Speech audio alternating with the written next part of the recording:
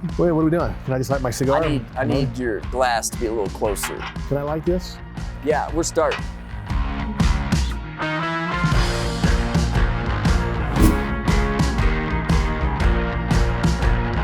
About every April, you think you're never going to make any money again. And every July, you think you're never going to go broke. Having the service agreements or having some method of being able to get a promotion out in the shoulder season and sell enough labor days to cover up the sins of the overhead is the name of the game. What if you were to go in the opposite direction of everybody else who's going low-cost tune-up, low-cost clean and check, low-cost inspection, and you went with a more robust, let's call it monster maintenance, right? Where you do the full-blown tune-up.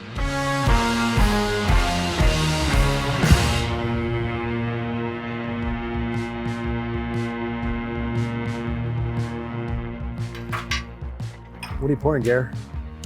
This is a Japanese cedar whiskey. Kamichi. Gamiki.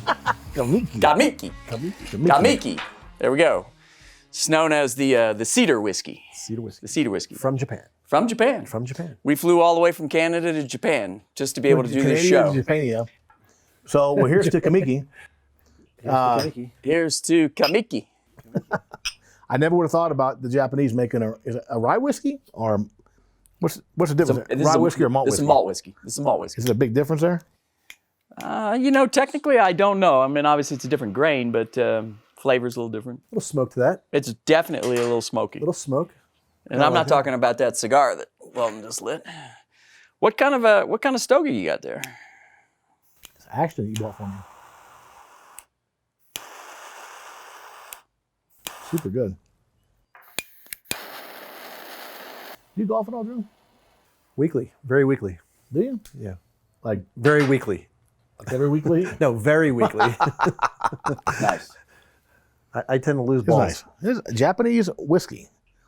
Never heard of such. HVAC, plumbing, electrical.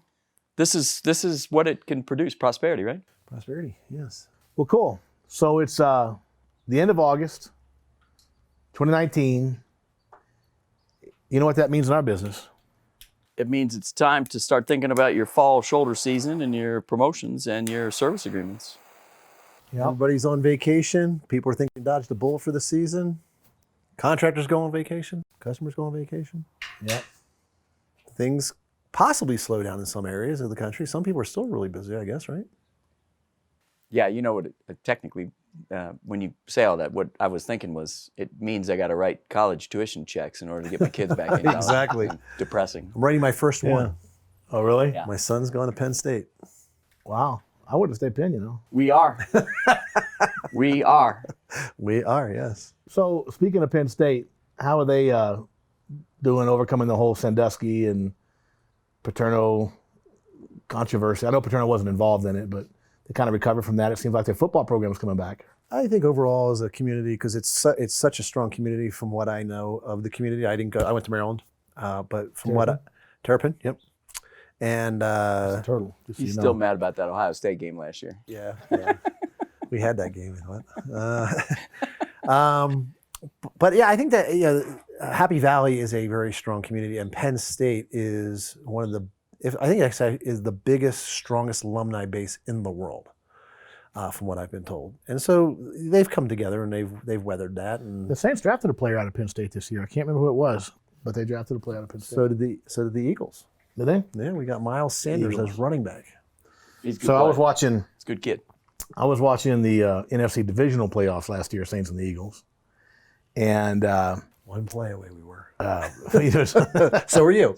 right. But it's funny because you guys got up on us 14-0, and then Michael Thomas just went berserk. Yep. Where'd he go to school? Man, the Ohio State, and I think he went for like 180 yards and 14 catches. It was crazy, and then I tried to watch the Rams game.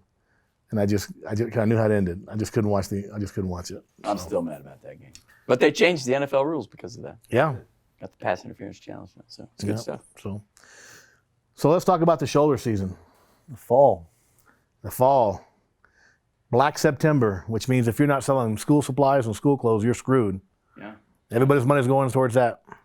This is exactly when, as a contractor, the service agreements and just having the ability to have that scheduling and that organization where you can place your techs, maintenance techs and regular techs in the field, and having that pre-planned maintenance is the dividend.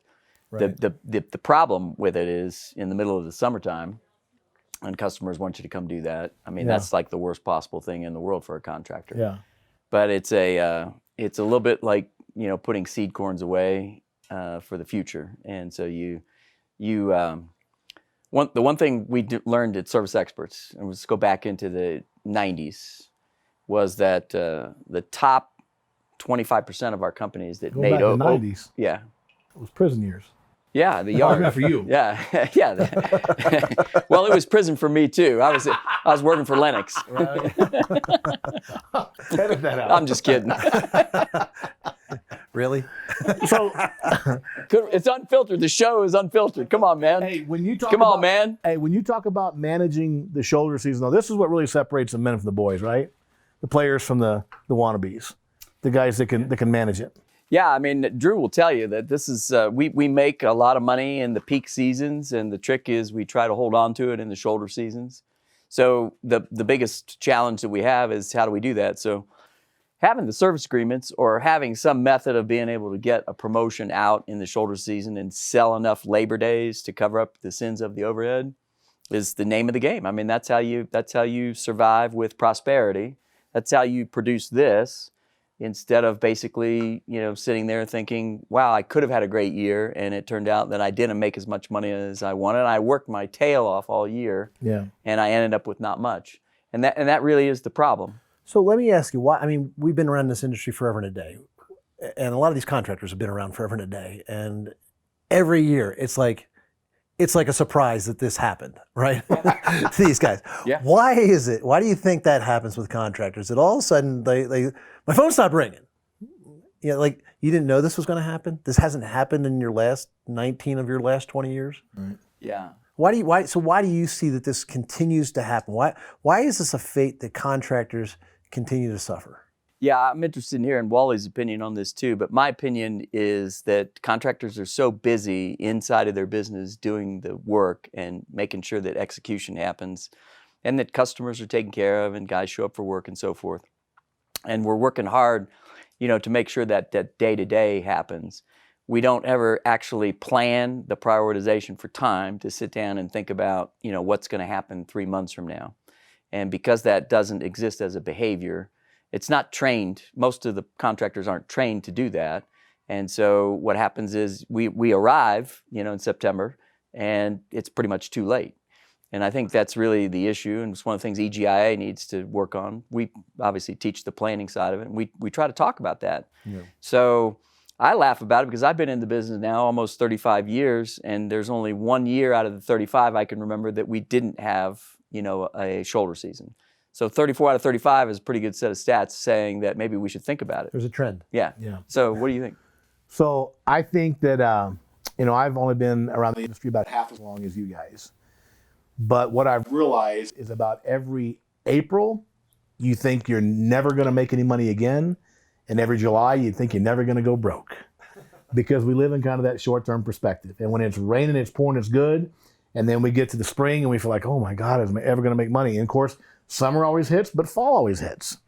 And so I think it's just a tendency. You mentioned kind of lack of planning, lack of foresight, of looking ahead. And you're so busy in June, July, maybe in the first part of August, depending on where you are in the weather. And it's like, we're just so busy, we don't have time to plan for September, October. But here's my question to both of you guys. So I just started a new company here with my brother-in-law here in Colorado. And like literally 2 months ago. And we started at the beginning of summer because I wanted to have a nice hit. We did about $200,000 in 7-8 weeks, and that's what we planned to do, come out of the gate, get some money in the bank. But this is our first shoulder season, and we don't have any bank of service agreements. That's right. Because we're brand spanking new.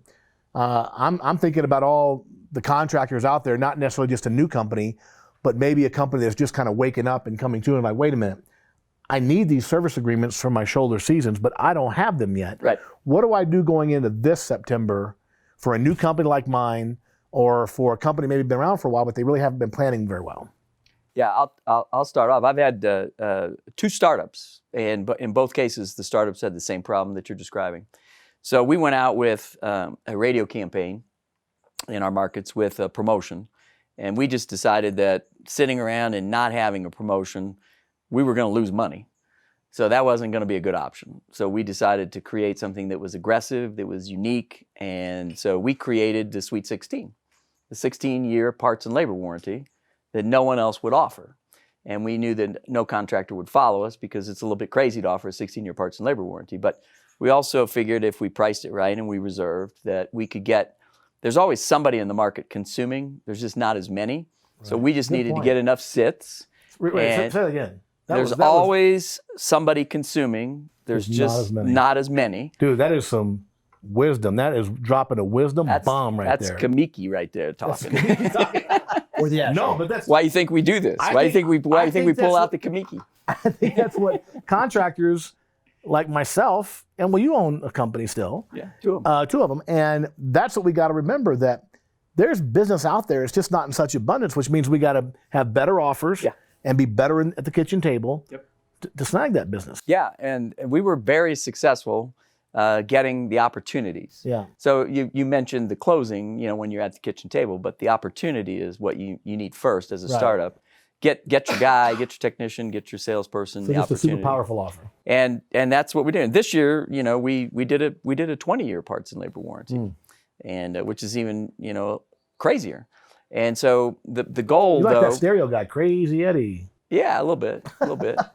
But I wanted to also make an interesting point. It took us about 3 years in the discussion with what you were having about getting out of the problem of staying focused only on this day, this week, this month, to where now our team actually meets weekly and they talk about 30, 60, and 90 days out. So we literally, in our management team meeting, we actually say, what are we doing this 30-day period? What are we doing over the 60-day period? What's 90 days? So we've installed a discipline where we force ourselves to actually have that conversation. Most contractors are not disciplined to do that, right? Because like you said, they're fighting the fire today. Yeah. Right? They're not planning that far out. But that's why, to go back to my earlier question, that's why it happens, the lack of planning, the lack of commitment to planning. Sure. Right?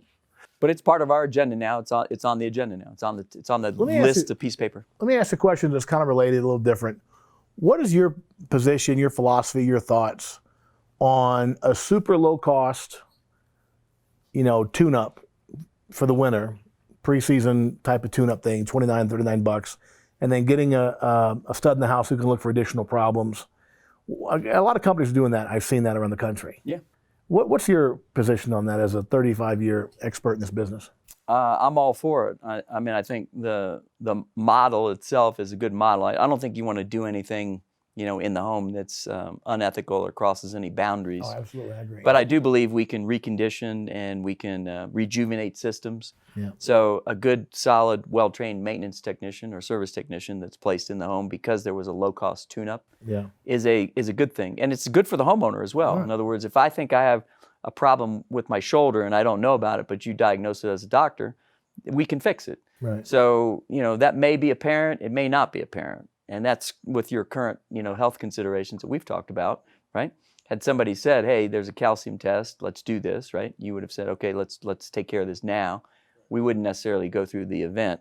So I think it's a good thing. I think customers like the idea. A lot of contractors don't like it. Like you'll hear contractors complain about other contractors doing that. And the reality is that you've got to keep your men busy. That's our responsibility. And we're providing a service to the homeowner, so we just need to do it right. What happens to a company that goes in with the low cost $29, $39, but they don't have their technicians prepared to be strong communicators? Well, that's a bad idea, and I wouldn't want, as a coach, I wouldn't want the contractor to execute that particular promotion. I think that's a bad plan. And that is a way to go. The low cost tune-up is certainly a way to go. We've seen that forever and a day. An alternative to that would maybe be to bundle some services together and maybe go with something a little bit more robust, right? An alternative direction, especially for somebody who's new, in the community of contracting. Granted, you've been here before, but your company's new to the contracting community in Colorado Springs, right? So what if you were to go in the opposite direction of everybody else who's going low cost tune up, low cost clean and check, low cost inspection, and you went with a more robust, let's call it monster maintenance, right? Where you do the full blown tune up, but you clean the outdoor coil, you clean the indoor coil, you clean the heat exchanger, you pull the blower wheel, right? You maybe even do a duct analysis. You do, if you're involved in NCI protocols where you're testing airflow and combustion efficiency and the refrigerant charge on heat pumps and things of that nature, right? Where you do a more robust service and you call it maybe it's an $890 system tune-up or rejuvenation or monster maintenance, right, program that's normally $1,300 or something like that, right? So again, you're just offering something different, unique, more value, more services. More comprehensive. Yeah. Another approach would be maybe where you go out to customers who are not currently agreement customers, and to sign them up, you'll offer them 3 tune-ups for the price of 2, right? Again, offering more value, there, instead of just always cutting the price and trying to go that route. Because a lot of people do that. We talked about that one time on one of our experts call. I remember I was out doing some work for Leland Smith at Service Champions in Orange County, and I was out in this parking lot on the phone with you guys doing an experts call. And we talked about, instead of offering a special, let's be special. Yeah, there you go. That's what you're talking about. Like it. Being special. And to Gary's point, it's kind of interesting. I mean, people are always spending money. The problem with HVAC contractors is they think that come August, whatever the season is, depending on where you are located in the country, right, is that when we're in the off season, the shoulder season, as we're talking about, that customers aren't spending money. No, they're just not spending money on the things that we offer. Right. Like right now, it's August. People are not spending money probably on, well, they're buying school clothes right now, but they're probably not buying snow shovels yet, right? In July, if you were selling snow shovels and that's all you had, you're probably out of business. So you might think about having some pool furniture, patio furniture, some floats for the pool, right? If you're in that business, offer something, but that's our challenge, right? We have HVAC, and when the windows are open and the systems aren't running, customers aren't thinking about us. So you got to have something different. What else are you going to have?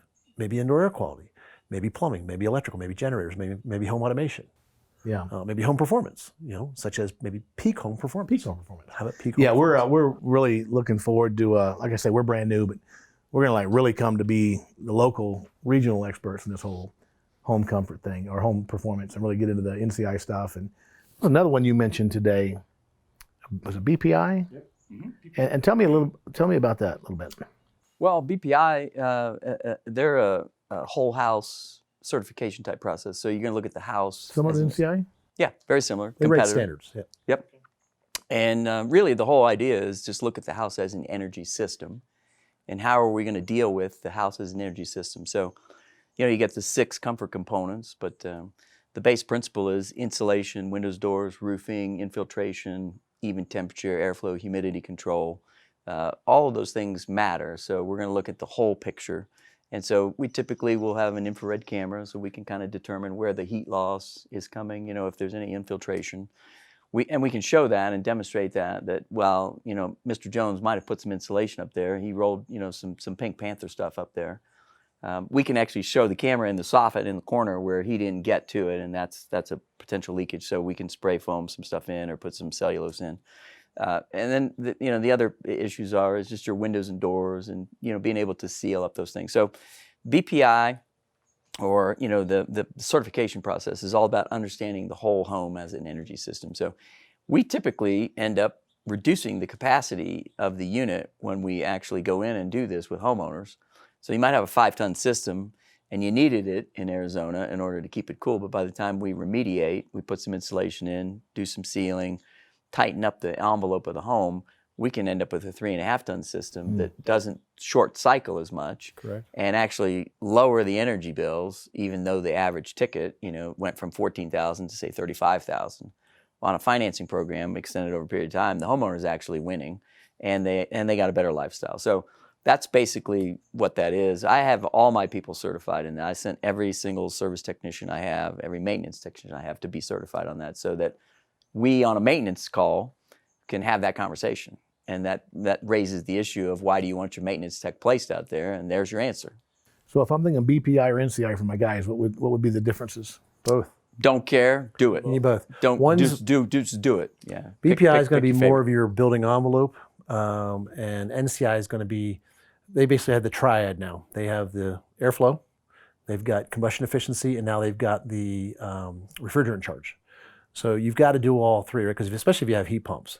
Heat pumps, they assumed forever and a day that people knew superheat and subcooling, and they just realized recently, within like the last year or so, that contractors didn't really understand how to charge the system. Most of them don't know. Superheat and sub what? Superheat and subcooling. I know, I'm just kidding. Barely. He's testing the Kamiki. The impact of the Kamiki. What's the gauge? What's the Kamiki factor here? Gauge is the thickness of metal. And I'm not wrong.